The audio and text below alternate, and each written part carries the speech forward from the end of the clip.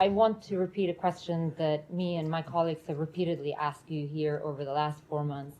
The United States does have a very important and big leverage over Israel, like it does over other countries, and that is the military aid. And you have repeatedly said that Washington has so far did not feel the need to, or does not think it's the best option to use that leverage. So after the events of last week, and as the situation on the ground gets even more dire, and there seems to be an obvious inability on the part of U.S. government to influence Israel in a meaningful way on this particular issue, is the United States reconsidering its decision to not use military aid as leverage over Israel?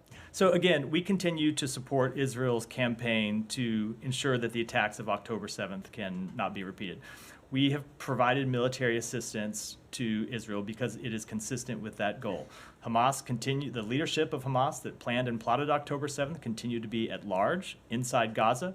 They continue to pose a threat to innocent civilians inside Israel. They would relaunch the attacks of October 7th tomorrow, if they had the capability to do so. So we support Israel's legitimate military campaign, consistent with their national humanitarian law, and that's why we continue to support them militarily.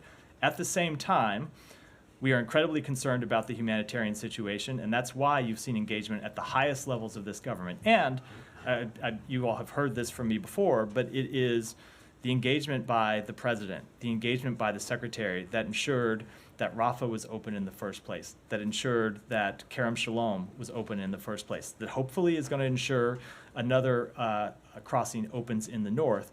And so it is through that engagement that we have gotten humanitarian assistance in.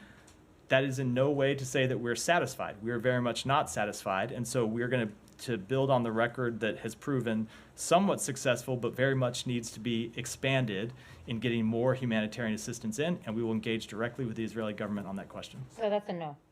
It's the answer I just provided.